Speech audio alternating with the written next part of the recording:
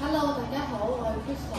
咁咧，上次同大家睇完呢個靠衞生嘅單位之後咧，今日就同大家睇一睇呢個嘉華嘅一個啱啱收落嘅現樓。咁啊，啟德海灣一個C座低層嘅 A 單位，咁啊上面積咧有551平嘅。單位望到呢個內園，望到椰林樹影同埋呢個開揚嘅海景。咁啊喺區內都相當少見。即係就係呢個屋苑呢個層數，你先可以望到啲遊艇喺你個單位前面嘅陽台度遊嚟遊去，相當之有度假村嘅感覺㗎！一齊望一望呢個單位嘅價格同埋內容，你睇下中唔中意啊？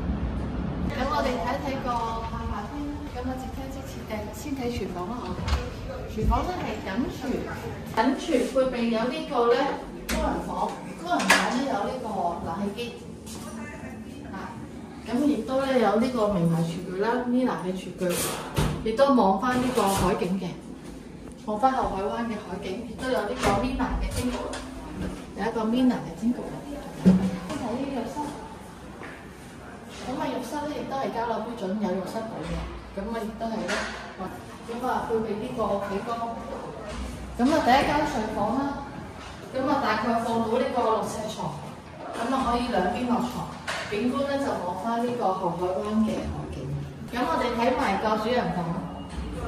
主人房預設咗衣櫃位咧，房間非常之細心，開設得方正實用，唔會太大又唔會太細。咁然之後咧可以放到呢個雙人床。咁啊景觀亦都係一致嘅。咁啊望翻去呢個後海灣嘅九龍東 CBD 景觀。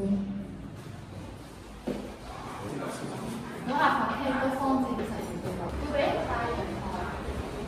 如果你對呢個單位興趣咧，歡迎你隨時 call 我預約睇樓啊，都係。